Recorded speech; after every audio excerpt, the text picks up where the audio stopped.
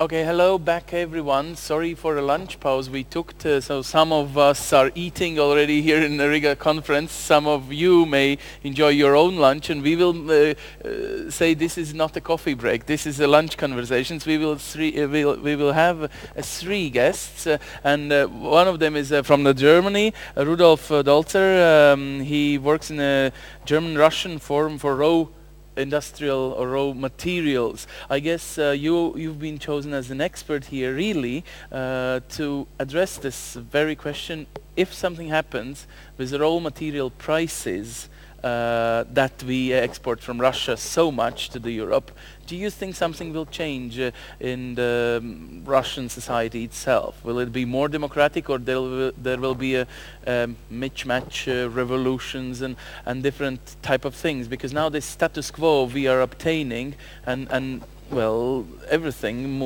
is moved by the oil prices first of all. Don't you think so?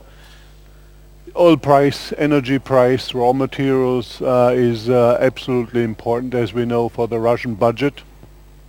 If the prices change, and we have seen that in 2008, 2009, the Russian budget is affected. The Russian budget is very important for Russian politics. Elections are often also determined by budgets.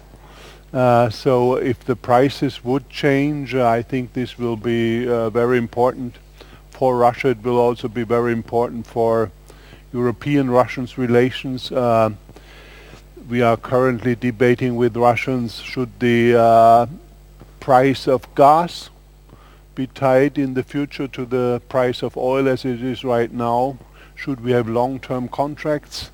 So all of this is in a state of flux, and I think we are facing a very interesting period where energy relations will come to the center of also of the political relations. So if there is no choice in this matter, because actually it puts us as the Europeans on, I'm sorry, people are using drugs would say, it puts us on a nail of Russian gas, and I'm sorry, the latest project of your government is actually one of those very nails, right? The pipeline from Russia, the gas pipeline that will be completed quite soon. Well, Germany is a very complex issue at the moment because we have decided to step out of nuclear energy. We have decided to have the pipelines. We have decided also in the last few years to significantly increase the renewable energy. I think in a certain sense you're absolutely right. For the time being, over the next 10, 20 years, Russian gas will be very important for Europe. We don't have much alternatives. We can look to Algeria.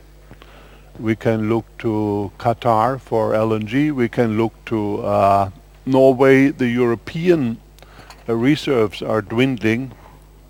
In the long run, I think for the time being, we will have to work with Russia. So this makes us really, with tightened hands at the end, we cannot really insist to more democracy. We can, of course, make this small chat about that, but not with real tools, because actually the tool is in hands of Russia. It's gas pipelines, this pulp, how you call it? The switch.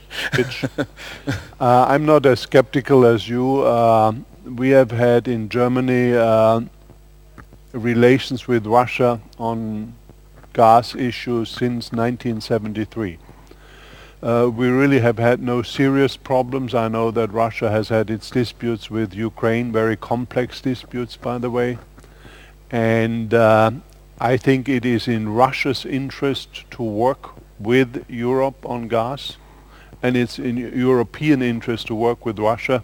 Russia has been trying to expand its horizon and look to China and to India, also to Japan. But I think for the time being, Europe will remain the main customer. If the situation would get very complex, this would also not be good for Russia, and I think the Russians know it. So we need the Russians, yes, and the Russians also need us. The Russians need enormous amounts of money for infrastructure. Absolutely. The investments that Russia needs to keep the gas industry going over the next 10 years, I think my view is about at least between 15 and 20 billion euro. Where does that money come from? Most probably from Europe. I think it will have to come from Europe. So we will have a dialogue with Russia on that. That dialogue will not be easy. I don't think any side can impose its will. It is a very complex matter, but I think both sides actually know that they have to talk to each other. I don't know if you will share my perception here in a panel before. We just heard this, that at least in a feeling was there that that Russia somehow is losing this superpower status, but don't you think that actually it will regain it back? Well, that was a atomic superpower in the Cold War time, but now with the gas pipelines and with the oil that we are depending on so much and will be depending, and those numbers are only increasing, that it will come back in a picture as a superpower, and we will be, I'm sorry to say, more scared than cooperative like we are now. Or I don't know what a superpower is these days in our world. If you are a smaller power and you have nuclear weapons, what does it mean? It doesn't mean too much. As I think I agree with you in principle, energy issues will be central for foreign politics in the future, for economic politics. And Russia, of course, is one of the richest countries in the world as regards oil and gas. Also, by the way, other mineral issues. And I think Russia has a good basis for the future if it runs its country properly to regain part of its former status. Let's not forget, Russia is a great country with a great history, great culture, its own identity, with some problems. I think every country has its problems. So I think depending upon domestic politics, you cannot separate domestic politics in Russia from energy politics. Depending upon domestic politics, Russia will come back to the world stage. Should we now increasingly think about the support of civil society? On the one hand, it was the idea of, let's say, the Western society to pay for the civil society's development here in Baltic countries, and well, here we are in NATO and in EU in 20 years now. So should really we pay a bill, like a double bill? We buy energy from Russia, but then some extra money we give for a local civil society, and it will make some evolution that we kind of like, or we at least want to see that this happens. I think the comparison between the Baltic states and Russia is not a very easy one. I think it was much easier in the Baltic states. If you look at Russia, at its size, at its ethnic diversity, at its history, let's not forget Russia has no experience in democracy. Until the end of the 18th century, the 19th century, you've had a very stiff monarchy. Then you have had the Stalinist period. There was no evolution of a civil society of any kind until 1989. After 1989, there were the beginnings. We have the beginnings. I think all of us in the West would like to see a more developed civil society. I think the Konrad Adenauer Foundation from Germany, which partly organizes this, is making a major effort to promote civil society. I'm by background a lawyer. I think part of civil society in a broader sense depends on individual freedoms. We have heard in the conference correctly, there must be an effort to have more independent courts in Russia. We must promote civil society, but we have also heard correctly here in the proceedings, ultimately change must come from within. Yes. We can try to offer our assistance. We can try to make some sacrifice. I'm willing to do that. But change must come from within. And my main point here is we must be a little bit more patient. The United States has had enormous problems in its history. Of course. Germany has had bigger problems than the United States. I think since '89 Russia has had its problems, but it has had major progress. If I compare Russia today, that was said before, to Russia in '84, I think as a German citizen I'm very happy about those changes. We must perhaps have a little bit more patience, and perhaps the view from Riga is also a special view. It is, I understand that you would like to see change more rapidly, and you look at the Russia from your own perspective. I understand this. In the long run, I think stability in Russia is one of the major themes that we should look at, and as regards stability, we cannot be so dissatisfied as some people are.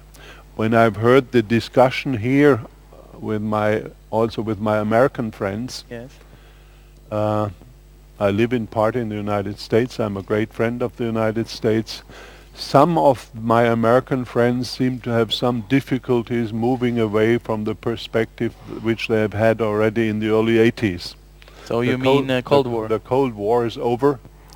I don't see any military threat from Russia. If I look at the Russian military capabilities at this moment, now ignoring the atomic issue, I don't see any threat. I don't see any threat in terms of Russian foreign politics, at least from a European perspective. So let us have a little bit more patience. Maybe expectations have been too high in the early 90s, but I think the changes that already occurred should be recognized more easily than it has been so far. On energy, if I may add, Yes. we all say we need diversification. I don't believe into the theory of the resource curse. I think we would be very happy in Germany to have as much raw materials as the Russians have. The Russians know that they need to diversify. One topic which is not sufficiently recognized at the moment is it was addressed, the Russian approach and the Russian negotiations on the World Trade Organization. Yes. If Russia joins, Russia will have to diversify. It will have to open up its weak parts of the economy, and there are many weak parts. It will have to rebuild, and I think this would be one of the best things that has happened to the West and to Russia if these negotiations would finally come to an end, to a positive end. Yeah, but this you see as the only, let's say, tool in the hands of West to somehow pressurize Russia to do so, to meet these standards that are required by WTO, and you know, to kind of, that's the last diplomatic tool actually in the hands of the West. This is a major tool. We can always talk to Russia. We always do talk to Russia, but this is a tremendously important mechanism. The Chinese have joined. The Chinese have used this to open up their economy. The Chinese are now the largest recipient of foreign investment. I think that's what Russia needs, and I think Russia, if it wants to enter the WTO, has to abide by the rules. I think this is normal, and I think the West should use it, but the West should use it in a positive way to allow for changes in Russia. In Russia, of course, as we all know, there are different factions and fractions and groups, and we should support those, obviously, that are closer to our ideals. Sometimes I have a feeling that the European Union as such, actually, that is threatened now by you know, concurrence or competition from China or India or United States, really don't want actually to help its ultimate neighbor Russia, because there will be one more really superpower trying to get this podium of being the first one, the most powerful one, and in this you know, long run that we maybe will sell some technology to Russia so that they can develop in a certain way, but they should buy it from us, definitely. That we kind of don't trust them as the same level player, because they can take their bill. Actually, they can pay their own bill. They can buy everything they want, if they want, because the money flows to Russia because of the energy price now. Correct. As you know well, there is no such thing as the European Union. There are a lot of member states who Yes. influence the European Union. Some states are geographically further away than others from the Soviet Union. I think my own point is fairly clear. I would like to have a Soviet Union that is economically European stable. Union, you mean? Pardon? Not the Soviet Union. I would like to have a Soviet Union Oh, you'd like to have a... that is economically stable. Oh, but that will never happen. If the Soviet Union joins the WTO on what I would consider reasonable conditions, the Soviet Union will have to open up, and it will help them to become more stable in the long run. Okay. Can I clarify the thing now? Do you sincerely believe, there is a theory that the only country that is democratic and rich and has its own oil is Norway, and the only reason is that they found that they have an oil after they established democracy. Can we say that because of lack of democracy but oil is still there, Russia might probably never reach a level of democracy we are talking about probably when we say a democratic country, because it's always controlled by some people, and even now in Russia you can definitely see this. I must come back to the WTO point. If Russia joins the WTO, this would mean a diversification of their external relations. This would mean a change in their domestic economy. Russia knows that it cannot depend on energy alone, but of course there are people whose interest is very close to energy, including some in politics. And as long as there is only energy as the main source of the budget, it will become difficult to change, because some people would lose political and economic power. So again, from this perspective as well, it would be very useful from my point of view if Russia would diversify, and the main tool for me to do that, where I can help Russia if it wants to be helped, is to allow for entry into the World Trade Organization. Okay, this is what we can help to Russia, but can we help ourselves? Here as Alliance, as a NATO, I'm asking this to you as an expert in energy, and particularly being a German citizen.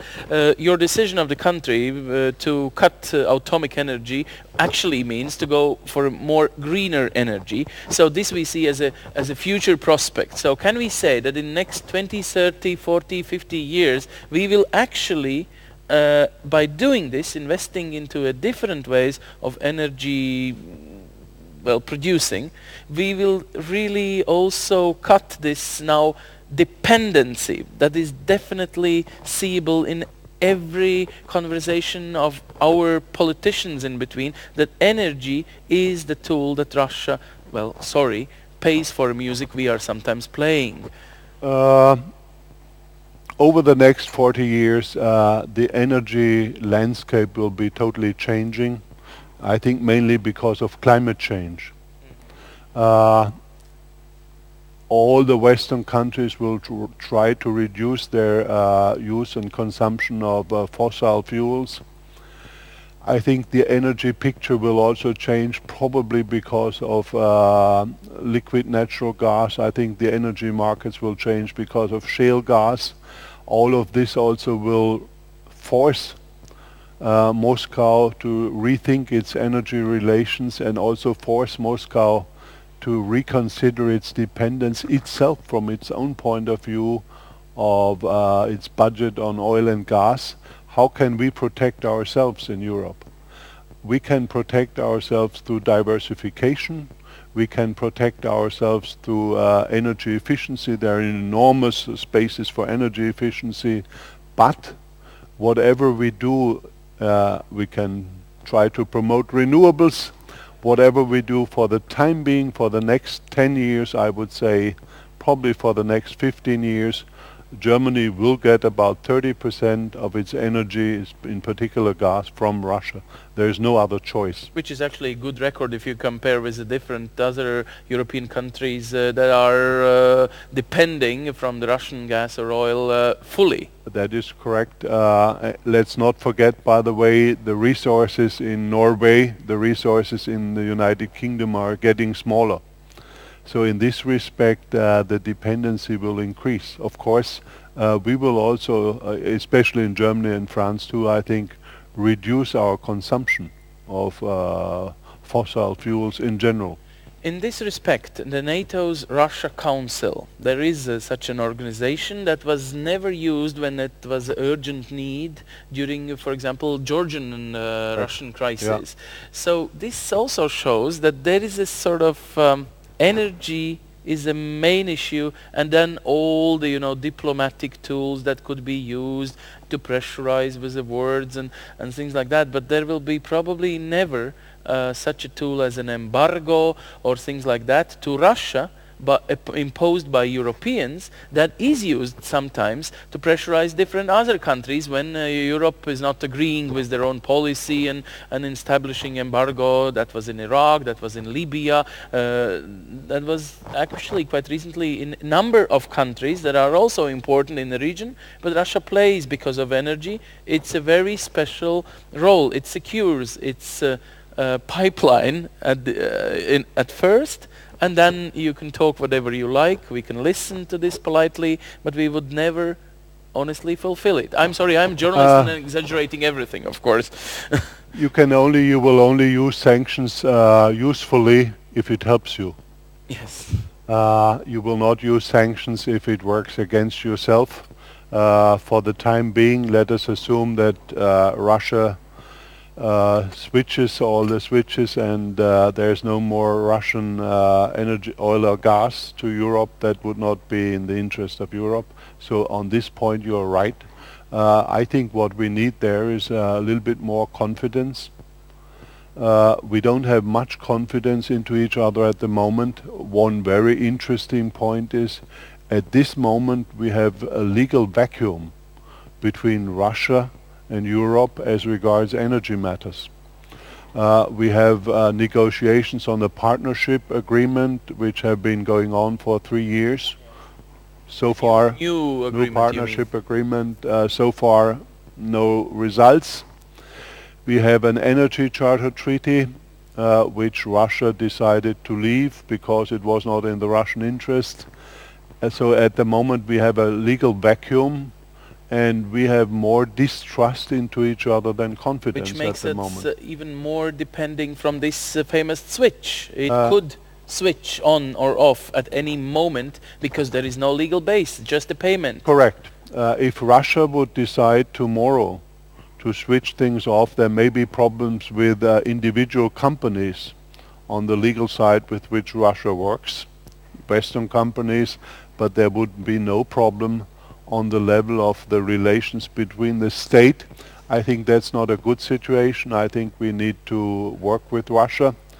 We also need to work especially on dispute settlement. We have seen in the Ukraine cases, 2006, 2008, I think 2011 probably, we are very unable at the moment to find out what are the real facts, what are the real problems, what can we do in the short run.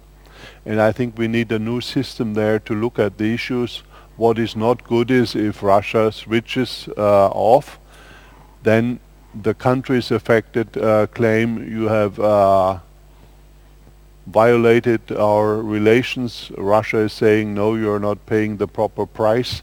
I think we need some mechanism to deal with these problems, otherwise they come up all the time and we have problems all the time. But this makes us actually in a legal vacuum that makes us very, very weak in this situation.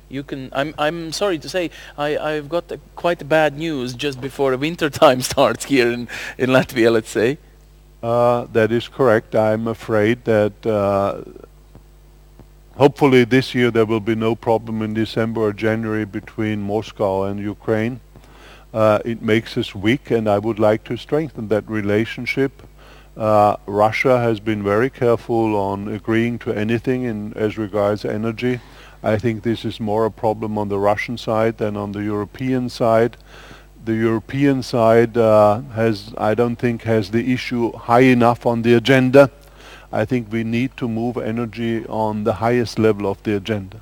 Well, we have not come done on, it during yet. the last 5 years or so, I think it was moved really from the very down to Not quite correct. the top. Not correct. We have had it on the agenda high in terms of political rhetoric, in terms of really moving things on the ground. I would not say that it has been high on the agenda. You mean If we want to have it higher on the agenda, we must intensify the dialogue. We must talk about the conditions under which we want to cooperate. We must broaden the debate a little bit beyond energy, and I have not seen that effort.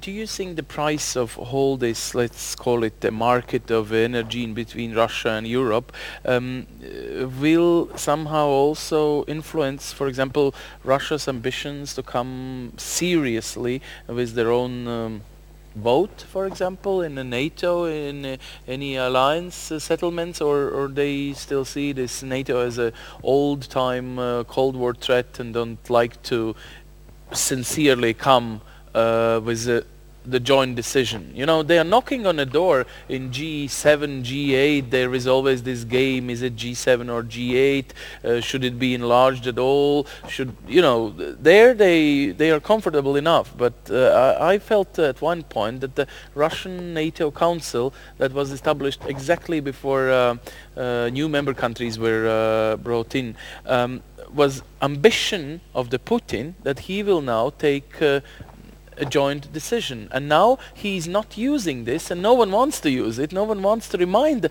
of existence of a certain, you know, already organizations where Russians are in with their own decision. Or actually, we are a little bit scared. Sounds like.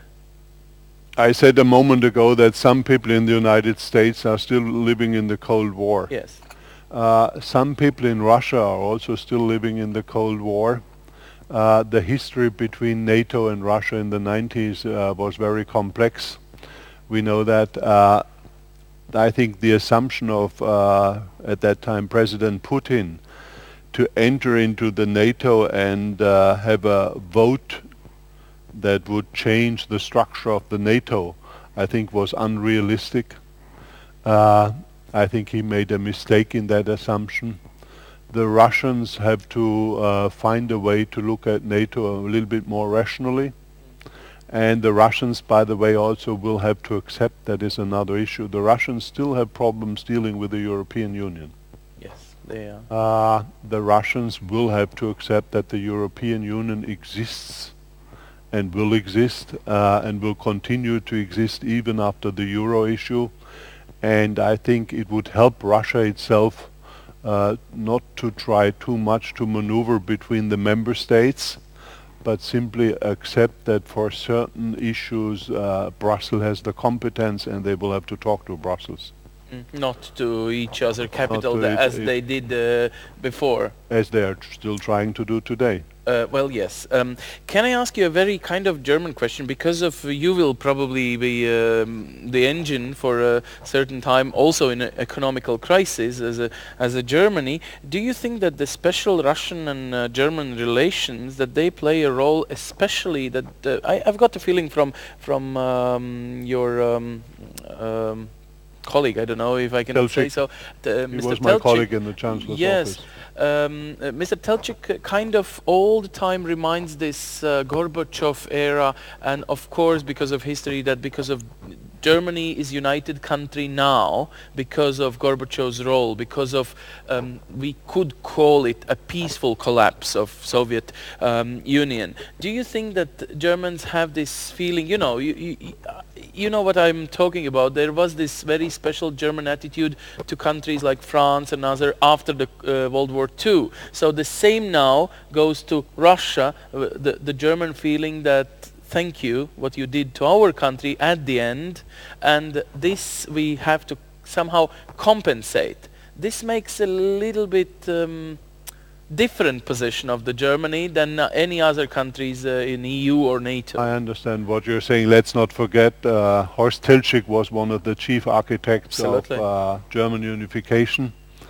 I think we're obviously happy that unification occurred. I think without Gorbachev there would have been no reunification.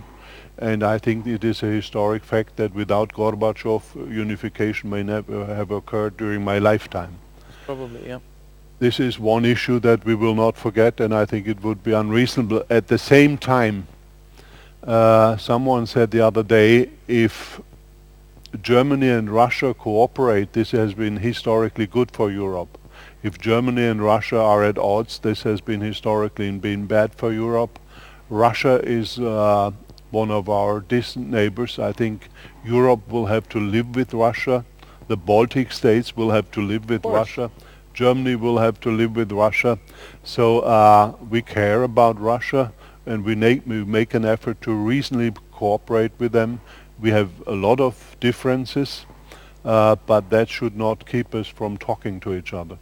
I guess that even in my country, in Latvia, or Baltic states in general, and we will discuss it later with a political scientist from Estonia, Kadri Liik, she will come in a moment. There is the same feeling, the different attitude towards Russia when you see it as a neighbor or as a partner, or sorry, in the case of Germany, even as a case of previous enemy. There are so many faces of Russia. Do you think that Russia misuses these perception in each country, and there is a kind of still different policy to each official or leader of each country, and this is our weakness here? You've been touching this in a field of economy, that no one talks the Moscow-Brussels talk in energy. Always there is a Berlin-Moscow talk, or Rome-Brussels talk, Moscow talk. Russia has has had a great history. Russia has always tried to talk to countries individually in its history. Russia will continue to do so. You used the word superpower before. All the superpowers generally prefer to deal with issue on a bilateral level rather than on a multilateral level. Russia is not the only country in this respect. But Russia has to, as regards Europe, as I said, has to accept that this will not work. Russia still, I think, is on a wrong track in this respect. But this sounds like a homework for us, that after the Euro crisis we will be really a united European side. Yes. That really will have a real capital in Brussels. Do you think that everyone would agree, even in your own country now, with this idea? I know that your Chancellor Merkel is actually doing at most those days to actually get the political unity over to get over with the Euro crisis. We have found out that the current institutional structures on the European level as regards finances and economics are not sufficient to keep the euro stable. You have several options then. One of the options is to forget about Greece. I think that's not a real option. I would not like to see it. I think for those who would like to keep European structures in place, there's only one option, that is to strengthen the mechanisms of cooperation and coordination, I am careful in my words, with which to make sure that conformity with the rules and conformity in economic and fiscal policies are different in the future. I think the last year has shown us if we keep the institutions like they are at the moment, we will not succeed. But we have had that situation before a number of times in the European Union, and so far every time we have, at the end of the day, in a painful way, learned that the only way to keep stable is to have progress. And in any field, Europe always grew more closer. I'm very optimistic. I'm from a generation that remembers the past. And I live a lot in other continents. For me, the only way to make sure that Europe does have a voice in the future world, which is currently shifting away from Europe, is the European Union. Germany may be a middle power in the future of, in the middle of Europe. Germany alone in the future world with China, India, Brazil, Russia, the United States will have no voice. All those economical problems, do you think they make some weakness in our NATO alliance as such? Because, you know, during today, no one touched the military capabilities that should be improved. We should come back to the 2% from GDPs to invest into modernization of the military stuff and all those things. All the security issues we've been discussing during those 2 days never touched a military aspect. Is it not important anymore at all? Everything goes to cyber, everything goes to energy and to diplomacy. It is not as important as it used to be. I think that's a fair statement. I think in the long run we all must make sure that we are able to defend ourselves. At the moment I see no grave military threat to Europe. So we are in a very difficult economic period. I think once we get out of this period we should try to have certain military budgets which we do not have at the moment. But from this, can we conclude that the NATO alliance we are discussing here is actually weak alliance now? The NATO alliance is a weaker alliance than 20 years ago for obvious reasons. I think the United States is looking more to China than it was looking before. Europe is still more looking to itself. NATO has not been on the highest agenda for either the United States or for Europe. Perhaps the links that will be more important in the future are economics, but we all know from history we must be able to defend ourselves, and NATO has been the most important tool for Europe and for the United States in the past, and I think it will continue to be important. But we must make sure that we talk more to each other within NATO. We must make sure that a military alliance will not survive without some type of political cohesion, without some type of economic cohesion. In other words, when we talk about economics and finances, we're also talking about the military issues. NATO is going through a difficult period.